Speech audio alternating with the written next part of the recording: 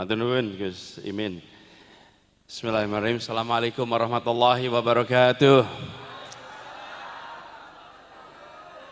Alhamdulillah wa syukurillah wa la hawla wa la quwata illa billah. Allahumma sholli wa sallim wa barik ala sayyidina Muhammad wa ala alihi wa ashabihi ajmain. Amma ba'du. Yang kami hormati, kami cintai, kami teladani para kiai, para alim ulama, para masyayikh, khususnya yang terhormat, yang termulia Kiai Haji Muhyiddin Abdus Somad.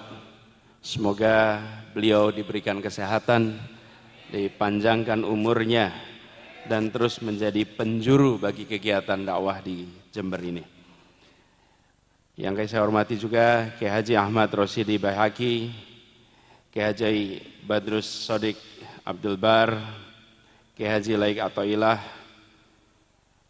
Gus Gulam, Ketua PC NU, Kiai Haji Azizi Sarbini, Kiai Haji Muhtar, Kiai Haji Ahmad Nasihin, juga Kiai Haji Anis Imron, Kiai Haji Mahrus Ali, Habib Novel, Kiai Haji Anwar Syafi'i, Kiai Ansari, juga para nyai yang mohon izin tidak disebut nama satu persatu, dan semua hadirin yang bersama-sama berkumpul dalam silaturahmi di Pondok Pesantren Nurul Islam Jember ini. Alhamdulillah saya bersyukur sekali. Seperti tadi disampaikan oleh Gus Imin, kami serombongan hadir untuk silaturahmi. Kami hadir untuk memohon doa, karena kami akan menjalani sebuah perjuangan baru yang insya Allah misi yang kita emban ini adalah misi yang nantinya akan membawa kemaslahatan bagi semuanya. Tadi Gus Imin sudah cerita bagaimana kejadiannya. Saya nambahi ceritanya boleh ya? Boleh ya nambahi ceritanya. Jadi pas tanggal 16 Agustus, kalau kejadian kita ketemu itu deklarasi 2 September. 16 Agustus itu Kiai Roh Khalil Situbondo itu kirim utusan ke Jakarta. Yang dikirim itu adalah Kiai Abdul Qadir Sam dari Bondowoso. Beliau bilang ada pesan dari Kiai Khalil harus disampaikan langsung. Nah, padahal tanggal 17 Agustus, itu 17 Agustus bukan 16, 17 Agustus. Itu pas 17-an, pas mepet, dan dilalah saya pas mau pergi ke terbang ke Solo. Akhirnya ketemunya di bandara. Lalu beliau menyampaikan, Pak Anies, ini ada pesan dari Kiai Khalil. Pesannya beliau dapat isyarah, kemarin malam harus disampaikan bahwa pasangan panjenengan itu adalah Gus Muhaimin Iskandar.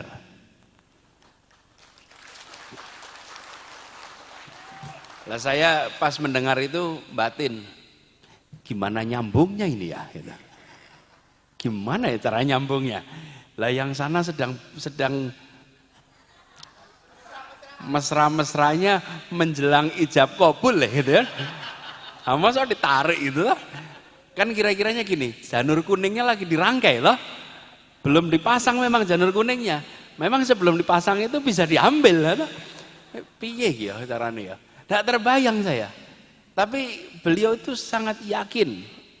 Roh Khalil ini. Pokoknya pesannya itu. Saya tanya ada pesan lainnya enggak? Enggak ada. Cuman itu saja. Jadi 5 menit pesan sampaikan selesai.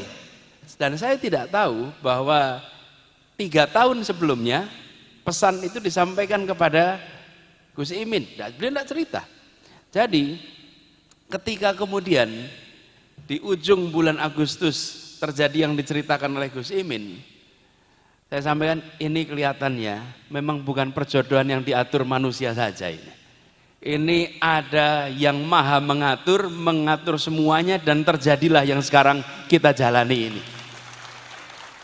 Karena itu kami yakin insya Allah bila para kiai semua, para nyai, para hadirin semua mendoakan, insya Allah ridho itu diberikan, dan insya Allah duit tunggal ini akan berangkat bersama untuk menunaikan yang dijanjikan oleh kemerdekaan ini. Kami bekerja bersama sekarang sebagai duit tunggal meneruskan perjuangan orang tua kita dulu. Ketika orang tua kita dulu berjuang, mereka berjuang menggulung kolonialisme. Giliran anak-anak dan anak-anaknya berjuang untuk menggelar kesejahteraan dan keadilan. Yang satu menggulung kolonialisme karena itu tidak adil, tidak mensejahterakan, dan sekarang bagian kita menggelar apa? Kesejahteraan, menggelar rasa keadilan. Karena kita merasakan ketimpangan. Jadi perubahan ini bukan perubahan nama presiden, bukan perubahan nama wakil presiden. Karena kalau itu sudah pasti terjadi, wong periodenya habis. Tapi perubahan di dalam cara kita menjalankan pembangunan. Kita ingin agar pembangunan ke depan itu setara, semua mendapatkan kesempatan yang sama. Jangan dibeda-bedakan sehingga kemajuan itu hanya dirasakan oleh sebagian. Kita ingin kemajuan itu dirasakan oleh semua. Dan kita ingin ada perasaan bersatu dalam ketenangan, keteduhan. Persatuan itu tidak bisa dibangun dalam suasana ketimpangan.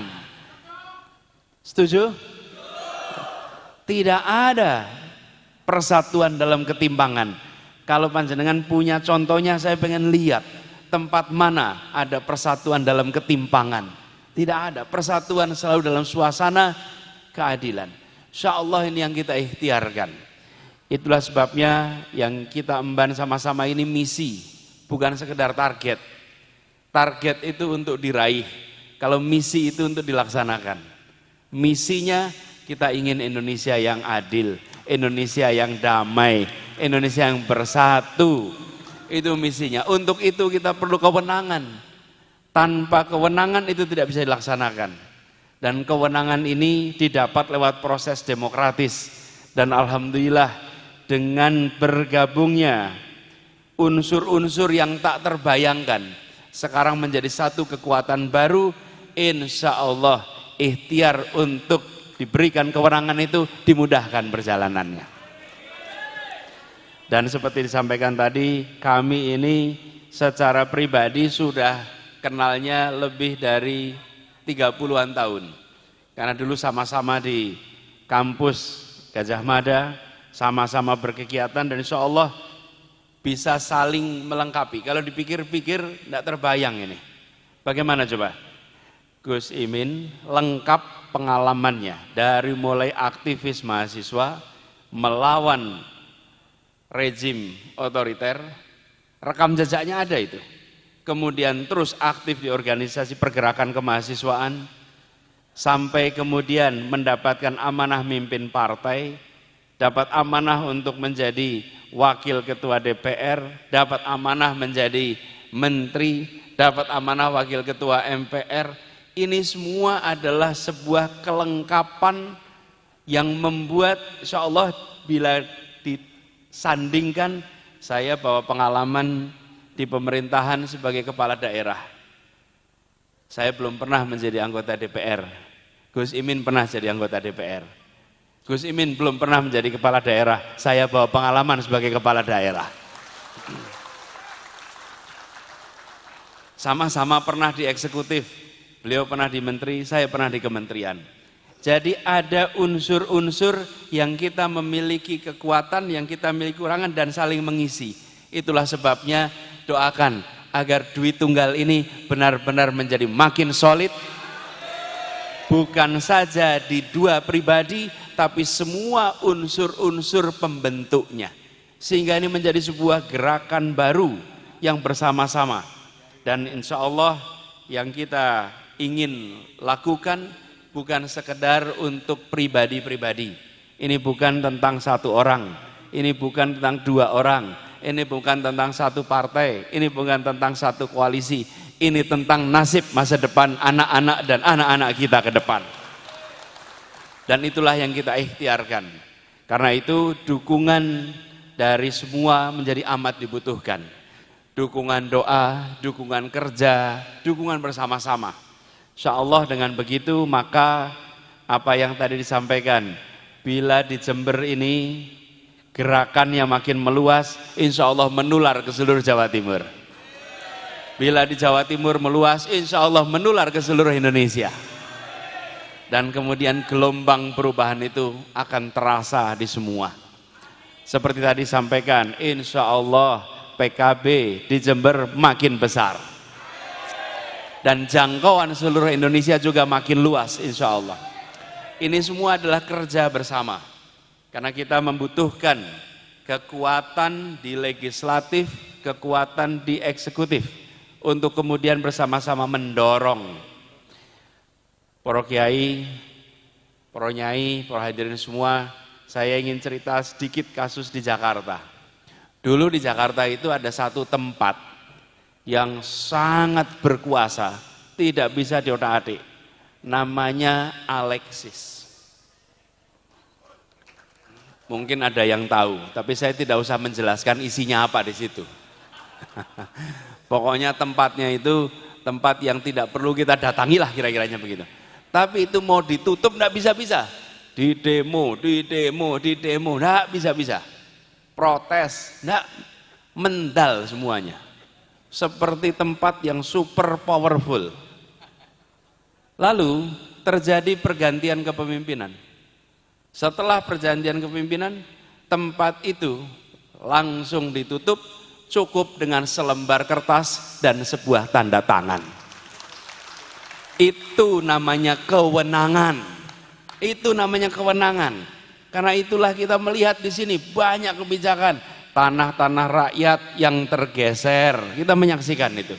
Bagaimana kita menyaksikan peternak yang pada tutup karena pakan ternaknya mahal. Petani yang tidak bisa sejahtera karena harga pupuknya mahal. Betul tidak? Harga gabahnya juga rendah. Kita ketemu dengan nelayan-nelayan yang kesulitan untuk solar, kesulitan untuk jaring, kesulitan untuk alat-alat mereka berlayar. Ini semua sebetulnya sumber dayanya ada. Tinggal masalahnya mau ditandatangani tidak alokasi untuk mereka. Betul tidak saya? Karena itu yang kita bicarakan kewenangan. Kita tidak sekedar mau protes, bukan, kewenangan. Dengan kewenangan itu insya Allah nanti kita justru bisa membantu membesarkan yang kecil tanpa mengecilkan yang besar. Tapi jangan yang besar tambah besar, yang kecil tambah kecil. Itu lagunya Rhoma Irama itu. Yang miskin makin, yang kaya makin.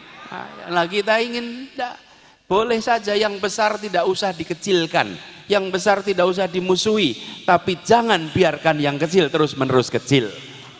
Yang kecil harus dibesarkan, dan itu lagi-lagi sumber dayanya ada, uangnya ada, tinggal mau dialokasikan atau tidak. Itu pakai apa?